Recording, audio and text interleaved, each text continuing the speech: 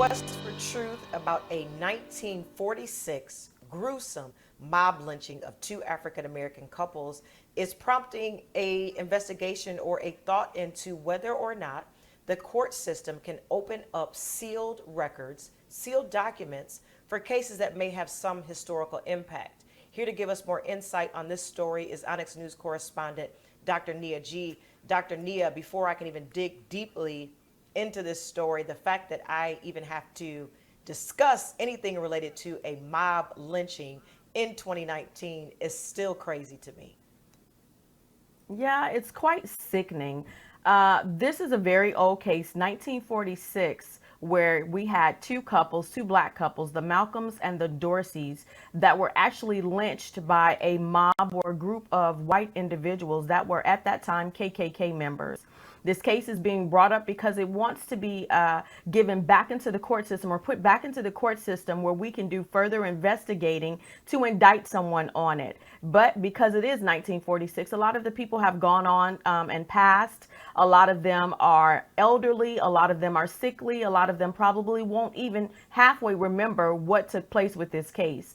And to say the least, as you said, it is quite disturbing, nonetheless, that we even have to be discussing this. It just brings back to stories like Emmett Till or just different things that we've read in history books where we've seen lynchings take place and nothing happened whatsoever. There was no vindication given to the victims at all. Where is the court in this scenario right now? Is there a voting on whether or not that this is going to be allowed, or where are we with this right now?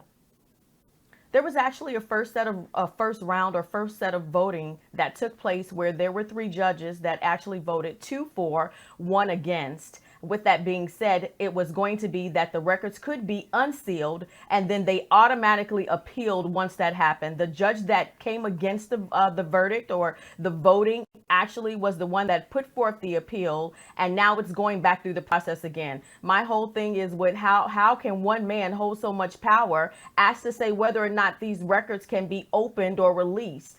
The thing with that is they're afraid that the family members associated with those that were a part of this case will actually be threats now, or threats will be given to them. Things may happen or occur in their family. But my point with this is, where is the justice for the victims and their families? They're not even mentioning the fact that you had two black families that were actually killed on the side of the road by a white lynching mob. Nobody's taking that into account, and how their families might feel about the acquittals or might feel about the case being reopened and justice being served. Yes, this is very interesting. Like you said, going back from all the way from 1946 and to open the case now, the key players are probably no longer connected, no longer with us.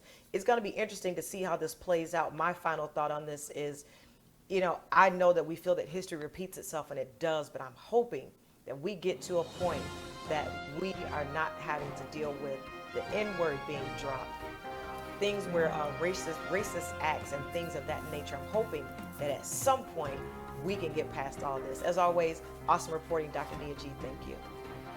Thank you.